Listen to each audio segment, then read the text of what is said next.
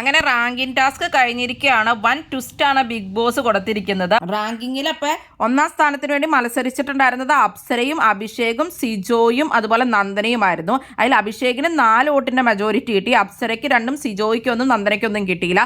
അങ്ങനെ അഭിഷേകിനാണ് 1-ാം സ്ഥാനം കിട്ടിയിരിക്കുന്നത്. അപ്പൊ ബിഗ് ബോസ് ഒരു ട്വിസ്റ്റ് കൊണ്ടുവന്നു. 1-ാം സ്ഥാനത്തുള്ള ആൾ ഈ ആഴ്ചത്തെ ക്യാപ്റ്റൻ ആയിരിക്കും എന്നുള്ളത്. അങ്ങനെ സമ്മാനമുണ്ടെന്നും പറഞ്ഞിട്ടാണ് ബിഗ് ബോസ് ഇത് പറയുന്നത്. അപ്പോൾ എല്ലാവരും ഞെട്ടിപ്പോയി.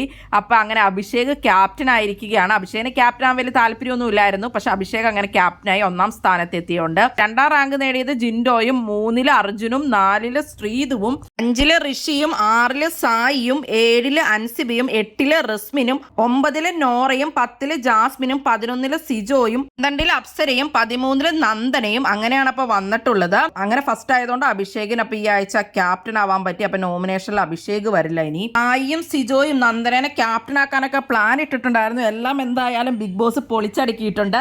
അങ്ങനെ അഭിഷേക് ക്യാപ്റ്റനായി ഈ ആഴ്ച. നന്ദനയുടെ ക്യാപ്റ്റൻസി കഴിഞ്ഞപ്പോൾ ബിഗ് ബോസ് നന്ദനോട് ക്യാപ്റ്റൻ ബാൻഡ് കെട്ടിക്കൊടുക്കാനും പറഞ്ഞിട്ടുണ്ടായിരുന്നു. അങ്ങനെ നന്ദന ക്യാപ്റ്റൻ ബാൻഡ് അപ്പൊ അഭിഷേകിന് കെട്ടിക്കൊടുക്കുകയുണ്ടായി.